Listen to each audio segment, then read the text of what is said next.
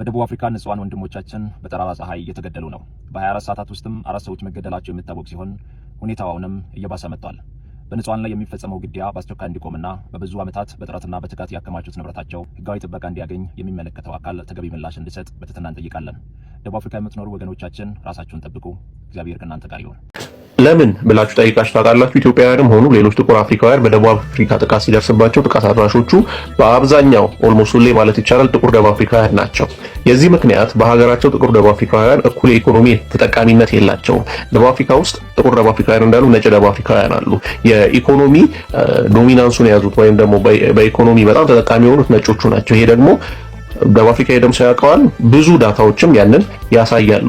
በዛ ደግሞ ጥቁሮቹ ደስተኛ አይደሉም። ታዲያ ግን ተደራድረውም ሆነ ታግለው መብታቸውን ከማስከበርና ኢኮኖሚ ተጠቃሚነታቸውን ከማረጋገጥ ይልቅ ያው ከነሱ በታች የሆነውን በሀገራቸው ሌላውን ጥቁር ስደተኛ በማጥቃት ነው ይሄ እልህና ንዴታቸውን የሚወጡት በሚያሳዝን ሁኔታና ይሄ የጥቁር ደቡብ አፍሪካውያን የኢኮኖሚ ተጠቃሚነት እስካልተረጋገጠ ድረስ በሚያሳዝን ሁኔታ የኛም ዜጎች ሆነ ሌሎች አፍሪካውያን ላይ የሚደርሰው ጥቃት የሚቆም አይመስለኝም እና የጥቁር ደቡብ አፍሪካውያን ንዴት፣ ብስጭት እና ከዛም አልፎ ጥቃት ማድረስ አንደኛውና ዋነኛው ምክንያት የነሱ ኢኮኖሚያዊ ተጠቃሚ አለመሆን፣ በሀገራቸው ኦልሞስት እንደ ሁለተኛ ዜጋ መቆጠር ነው።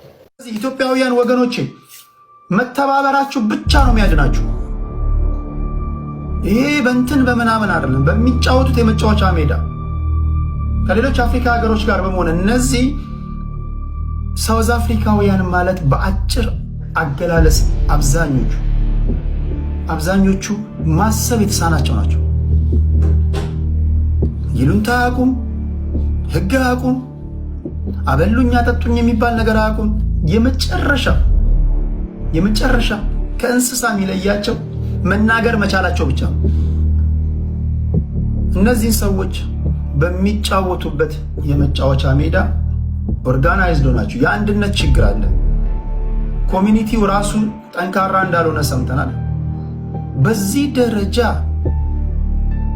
ኢትዮጵያዊ ሆናችሁ የጀግና ልጆች ሆናችሁ አባቶቻችሁ እናቶቻችሁ ጀግንነትን ያስተማራችሁ ኢትዮጵያውያን ሆናችሁ ሱስ ያደነዘዛቸውን ሰዎች እንዴት ነው ኮንትሮል ማድረግ የሚከብዳችሁ? በነገራችን እንዴት ነው ህብረት የከበዳችሁ? እንዴት ነው አንድነት የሚከብዳችሁ? ኦኬ አገር ቤት ኦኬ መንግስት አንድ እንዳንሆን ኢንተርፊር ያደርጋል ምናምን ኦኬ ሊባል ይችላል። መንግስት ሊደርስ በማይችልበት ሀገር ላይ እየሞታችሁ እንዴት ነው አንድ መሆን የሚከብዳችሁ? ከሀገር ውጭ ከወጣ በኋላ ምን ያደርግልሃል ብሔር?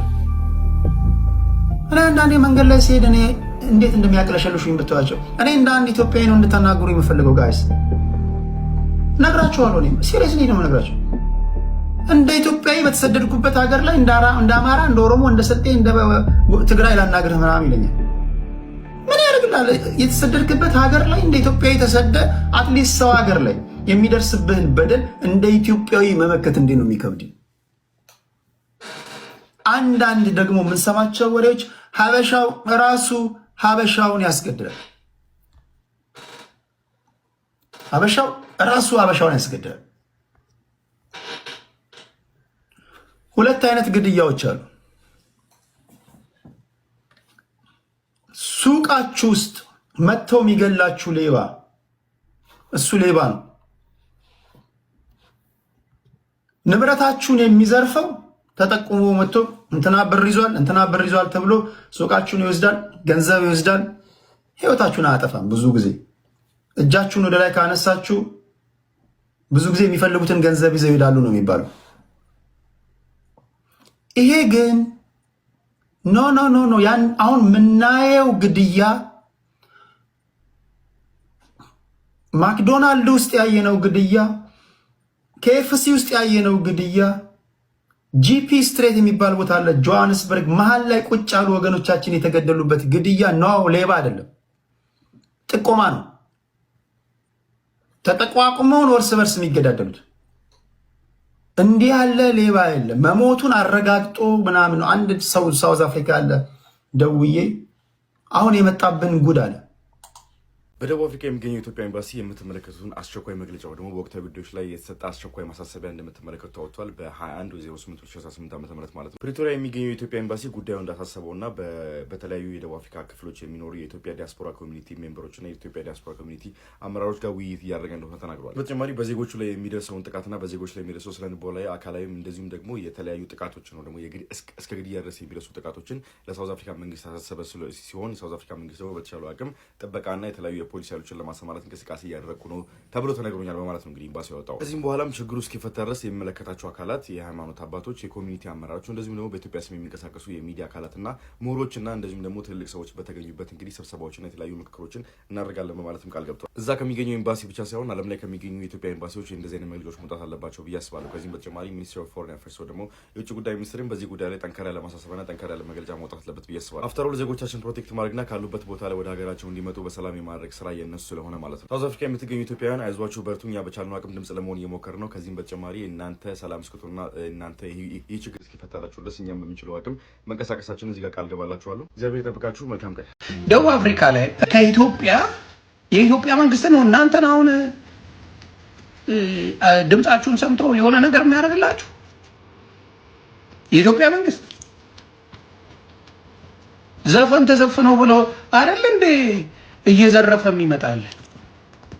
ዘፈን ተዘፈነ ብሎ አይደል እንዴ ካልገደልኩ ካልተኮስኩ ኮንሰርት እያዘጋጀ ሲሳደብ የሚውለው። ዘፈን ተዘፈነ ብሎ አይደል እንዴ የባለስልጣን ማት መጥቶ አስተያየት ሲሰጥ የሚውለው ምድረ ቆዳ። ስለዚህ ይሄንን መንግስት ይዘህ ደቡብ አፍሪካ ላይ ምን ይጎንልኝ ድምጽ ይሆንልኝ ደንዋን መንግስት ይመጣል ደቡብ አፍሪካ መንግስት ያገዛል። ምን ሊፈጠር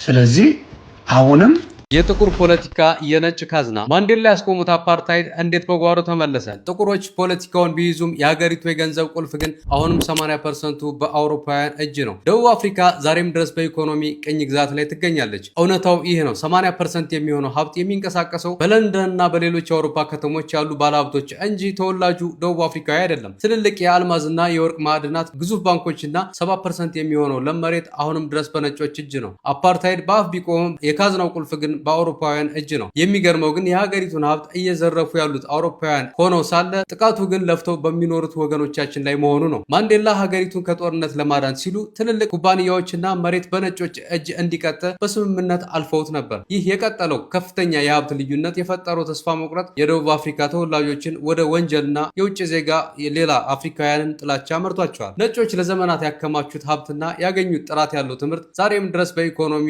የበላይ እንዲሆኑ አድርጓቸዋል። የኢኮኖሚው ቁንጮች ሳይነኩ ወገኖቻችን ገቢያችንን ዘጉት በሚል ሰበብ የጥቃቱ ሰለባ መሆናቸው ያሳዝናል። ሀገሪቱ በኢኮኖሚ አፓርታይድ ውስጥ እስካለች ድረስ ምናልባትም ጥላቻ ሊቀጥል እንደሚችል መረጃዎች ያመላክታሉ። እናንተስ ስለዚህ ጉዳይ ምን ትላላችሁ? በቃ ተኮሱበት ፊት ለፊት ነው እና በጣም በቃ ሾክ የሚያደርግ ነበርና እንደዚህ አይነት ነገር ስለ እኛ ያው ሰምተን ስለማናቅ በጣም ከባድ ነውና ይላሉ። እዛ ይነግሩናል። ለኛውን የሚነግሩን ነገር ምንድነው? አንዱን ኢትዮጵያ የሚያስገድለው ሌላኛው ኢትዮጵያዊ ነው ነፍሰ ገዳይ እየቀጠረ ይላሉ። እውነት ይሁን ውሸቱን አናውቅም። ከሁለቱ ሶፊ ካለው ከሁለቱ አንዱ ምክንያት ነው። ወይ ነፍሰ ገዳይ አንዱ ልኮበት ነው የሚሆነው፣ ወይ ሁለተኛው ደግሞ ዜኖፎቢያ። ይሄ ዜኖፎቢያ ይውጡልን ከሀገራችን ኢትዮጵያውያንም ብቻ አይደለም ባይዘው ማላዊ፣ ናይጄሪያ፣ ዚምባብዌ አብዛኞቹ ነፍሰ ገዳዮች ዚምባብዌ ናቸው ይላሉ። ዚሞች ናቸው። ይውጡልን እኮ ህግና ስርዓትን በጠበቀ መልኩ በትንሽ ብር እኮ ነው የሚቀጠረው ነፍሰ ገዳዩ ታውቃለህ። በትንሽ ብር ይቀጠርና ይደግደለው እኮ ይጠቁማል። አሁን የበቀደሙ ቪዲዮ ሶሻል ሚዲያ ላይ የወጣው ያሳዝናልና እባካችሁ ደቡብ አፍሪካ ያላችሁ እህት ወንድሞቻችን ለመቼ ነው እስኪ እንደዚህ እውነት ከሆነ እንደዚህ አንዱን ተደጋገፉ ማለት ሁሉ ነገር ያልፋል እኮ ሞት ለሁላችንም የሚቀር ነገር አይደለም። ከዛ ባለፈ ደግሞ ጥንቃቄ በሚያስፈልገው ደረጃ ደግሞ ጥንቃቄ ሚስጥራችሁን ደግሞ ለራሳችሁ አድርጉ። ተከታዩ አለኛ አትበሉ ምን አትበሉ። ግርብዬ ዛሬ ፕራይም ሚኒስትራችን በአፍሪካ መሪ በዓለም አቀፍ ደረጃ ደግሞ ተወዳዳሪ የሆነች ሀገር እየገነባን ነው ብለዋል። እንድትኖረንም የምንፈልገው ኢትዮጵያ እንደዛ አይነት ነው። ግን ለማሳሰብና ለመናገር የመጣሁት ይሄን አይደለም።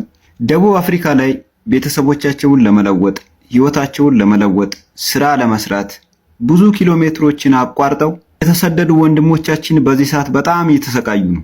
በዚህ ሰዓት ደቡብ አፍሪካ ላይ ምን ተፈጥሯል? ሚዲያው ሁሉ የሚያውቀው ጉዳይ ነው። የሀገሬው ጥቁሮች ከውጭ የመጡትን ጥቁሮች እያሳደዱና ከሀገራችን ውጡልን እያሉ ይገኛሉ። ሶ ናው ዌር ኢዝ ማይ ዲፕሎማቲክ ስትሬንግዝ?